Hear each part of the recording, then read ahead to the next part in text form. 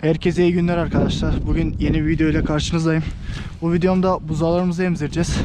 Biraz bilgi vereyim. Şimdi burada sağımhane burası. Sağım başladı. Buradan sütümüzü alacağız. Mama makinemiz var. Sütü ısıtıyor. Mama makinesine götürüp sütü dökeceğiz. O sütü mama makinesi 38 derece, 37, 38 dereceye getirecek. Ondan sonra kovalar yardımıyla buzağlarımıza vereceğiz. Buzağlar da orada kapalı yerde duruyor. Şimdi sütümüzü götürelim ve makineye dökelim. Mama makinesine. Burada sağım yapılıyor şimdi. Sütü götürelim mi abi?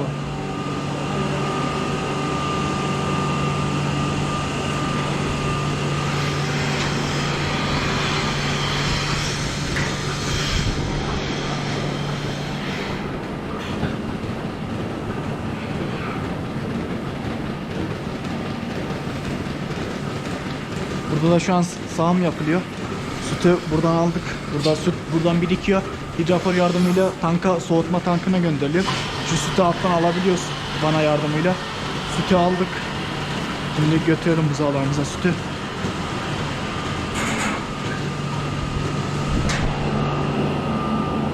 Nasıl götüreceğiz abi?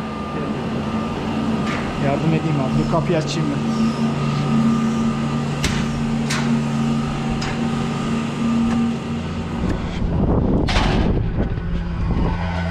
Birini ben götürüyorum abi.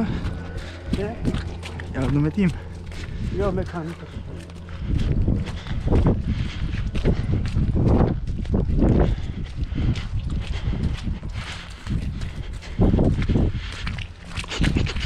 Kapıyı açayım.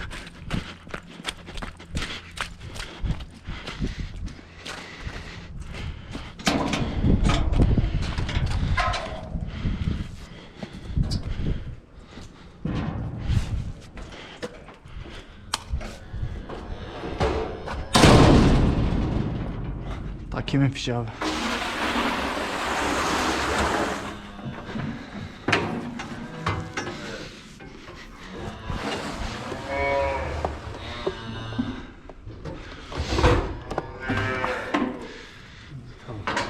Karıştırıcı nereden çalışıyor abi?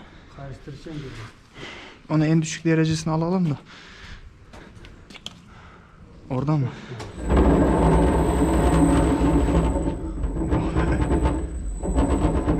Gelecek mi?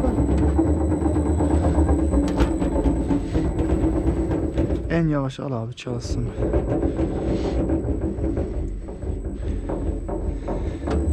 O kadar tamam. Tamam, bu kadar çalışsın abi.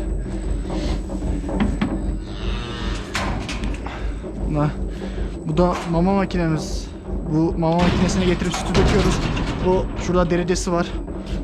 Derecesini şu an gösteriyor. Bu 38 dereceye geldiği zaman buzağlarımıza veriyoruz. Yani bu 36'da falan veriyoruz. Çünkü bu 2 derece falan sarkma gösteriyor. Çünkü bu alttaki yağ var. Alttaki yağ yardımıyla ısınıyor bu. Yağ çok yüksek dereceler çıktığı için sütü daha yüksek derecelere çıkartıyor yani. Sütümüz burada gözüküyor. Sütümüzü ısıtsın bu. Buzağlarımıza vereceğiz. Buzağlarımıza bu kova yardımıyla veriyoruz sütü. Bu sütü buradan alıyoruz altından. Kova yardımıyla direkt buzağlarımıza verebiliyoruz. Biz biberonu bıraktık. Biberonu vermiyoruz. Böyle bir sisteme geçtik. Çünkü biberonun uçlarını açıyorlar. Onları da göstereyim. Biberonun şuradaki uçlarını genişletiyorlar. Yani buzağlar hızlı emsin diye. Buzağı da çok olunca hızlı emsin diye onu genişletiyorlar ve buzağlar ishal oluyor. İshaldan kurtulamıyorduk yani. Buzağların hastalıklarından kurtulamıyorduk. Bizden böyle bir şeye geçtik. Sisteme geçtik. Çok daha rahat oldu yani. Bu buzağları da kendimiz yaptık. Buzağlıklar hakkında da biraz bilgi vereyim. Buzağlıklar şuradan açılabiliyor. Bu kapı yardımıyla bu kapı açılıyor şöyle. Onu da göstereyim. Böyle açılıp kapanabiliyor. Orada yataklık var. Yataklıkları göstereyim. Şu yataklığı bu şekilde altına koyuyoruz. Burada biz buzağı bunun üstüne de saman atıyoruz. Orada samanları var. Buzağı direkt bunun üzerinde yatabiliyor. Kaldıralım şöyle. Direkt buzağı bunun üstüne yatabiliyor. Şuradan süt kovasını buradan takabiliyor. Süt kovasını da getireyim. Onu da göstereyim. O ısına durana kadar. Yok. Kovayı da getiriyoruz. Bu şekilde takıyoruz. Sütü de koyduktan içine sonra. Bu şekilde buzağı buradan emiyor. Bu buzağlar da acıkmış. Bu şekilde buradan emiyor buzağı şeyini. Bu kovanın içinde de litresi yazıyor. Biz 2,5 litre gündüz, sabah 2,5 litre akşam olmak üzere günlük buzağlara 5 litre süt veriyoruz. Yani biz bu şekilde yapıyoruz. Daha farklı verenler var. Buzağlarımızın önünde yem oluyor her zaman. Yonca da koyuyoruz. Yem, yonca şeyden sonra az bir miktar yem, az bir miktar yonca bulunuyor. Yoncanın içine biraz da, yani yoncanın yapraklı olmasına dikkat edin. Eğer içine biraz da saman katarsanız iyi olur buzağa. Biz buzağa veriyoruz bu şekilde. Yani aslında bazı işletmeler bir aydan sonra başlıyor buzağa şeyine. Ama biz buzağa bir hafta doğumdan sonra, bir hafta sonra buraya geliyor. Buradaki süreçte bir ay boyunca burada duruyor buzağlarımız. Bir ay boyunca burada hani şey yiyebiliyor. Yonca yemesine yediriyoruz yani. Yesin diye, alışsın diye. Çünkü bazıları da hiç vermiyor aslında. Hiç vermemek çok yanlış. Çünkü buzağı sütten kestikten sonra buzağa alışamıyor yani. Buzağı artık buzağı yemiyor. Hastalanıyor sonra, sütten bıraktıktan sonra süte alışmış. Bunları ne diyeyim başka? Bir aydan sonra yan tarafa geçiyor. Yan tarafta açık bir sistem var. Orada yem toplu bir şekilde duruyor. Mesela yonca toplu bir şekilde duruyor ve sular da toplu bir şekilde duruyor. Biz bunlara suluk olmadığı için günlük bir kere su veriyoruz. Biz bunlara biberon yardımıyla günlük bir kere su veriyoruz. Çok da gerek yok. Şu kovaya şunları alayım, şunları da göstereyim. Yani şu demirler çıkabiliyor. Burayı V şeklinde yaptık. Kafası buraya geçiyor. Şu demir buradan çıkabiliyor. Bu demir yere takılıyor böyle. Kovayı da buraya koyuyoruz. İster yemimizi koyuyoruz, ister yoncamızı koyuyoruz. Yani yemden yonca koyuyoruz buzağlarımızın önüne. Burada da yoncamız var. Yapraklı olmasına dikkat edin. Bu kovayı da koyayım buraya. Şu an sütümüz 20 derece olmuş. Sütümüz ısındıktan sonra buzağlarımıza verelim. Şimdi sütümüz ısınmış arkadaşlar. Sütü buzağımıza vereceğiz. Direkt veriyorum. Doldu mu abi bu? 2,5 oldu mu? Veriyor mu da abi? Takıyorum. Evet. Evet, 2,5. Şuna verelim hemen. Hop. Buzağlarımız.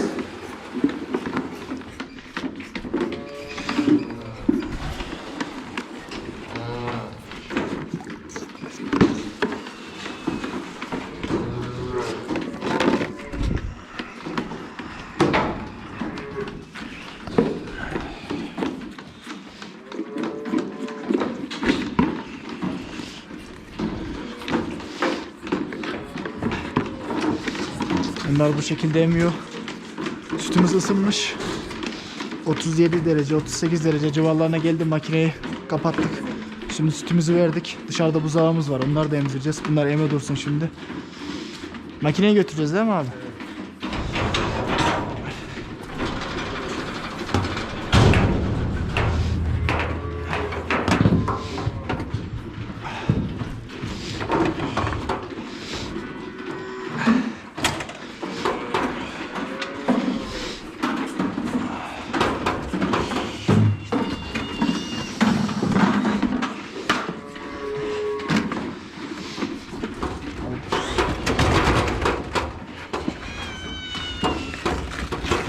Dışarıdaki buzağlarımız emiyor. Biz bir aydan sonra buzağlarımız buraya geçiyor.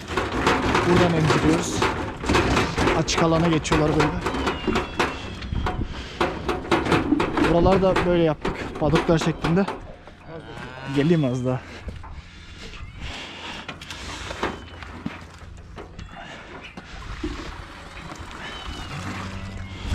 Ver abi. Her bir bölmeye bir tane buzağı gelecek şekilde yaptık.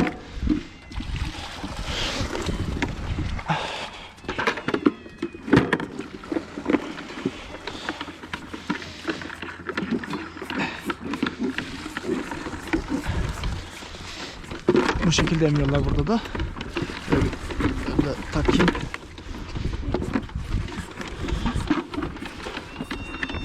Birazdan anlatayım burayı. Şöyle sütlerini vereyim.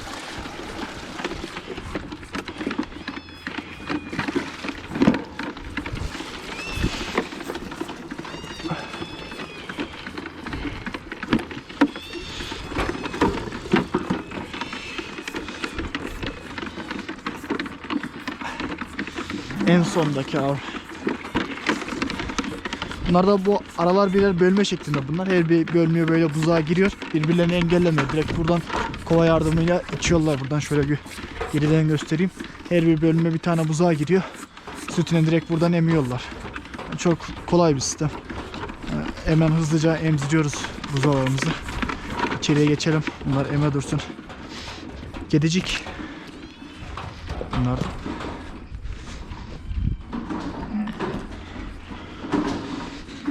emdiler mi bunlar abi?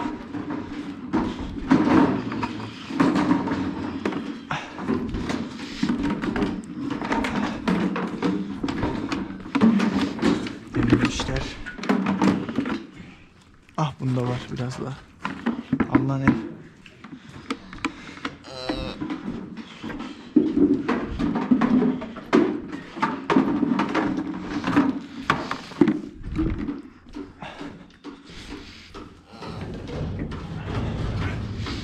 Bu buzağı da biraz küçük kalmış. Yeni doğmuş.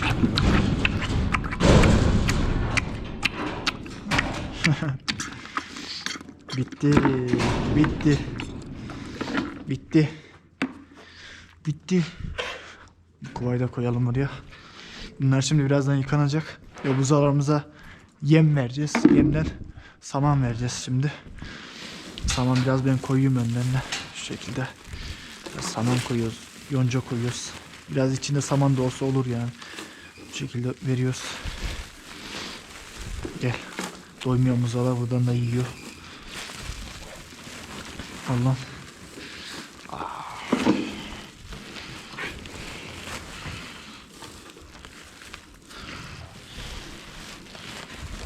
Hani yoncanın yaprakta olmasına dikkat edin. Bu biraz daha altta kalan yonca.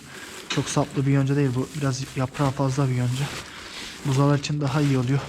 Yeni başlayacağı için daha bu şeylere saplı yoncaları çok yiyemiyorlar.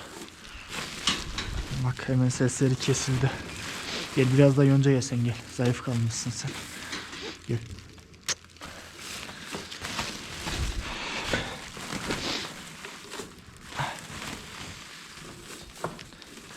Sana fazla koydum hadi kıyak ye. Ye onu hepsini.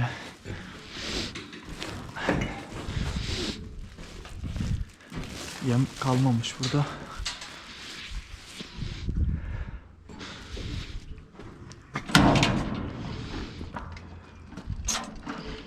Nereye gitti abi? Yem. Nerede ki yem? Kovanın içinde oluyordu da yem kalmamış. Normalde. Ona gelince söyleyelim de. O üzerine de biraz da yem veriyoruz işte arkadaşlar. Biraz da hepsine çok az bir yem veriyoruz. Buzağa başlangıç yemi veriyoruz. Biz buzağa başlangıç yemiyle başlıyoruz. Yani bazı şeyler direkt buzağı büyütmeyle veriyorlar. Ama yanlış yani. Buzağa başlangıçla başlanması daha doğru. Şimdi sütünü emenler yoncasını yemeye başlıyorlar. Yesinler bakalım. Mesela bu videoyu da burada bitireyim. Umarım güzel bir video olmuştur.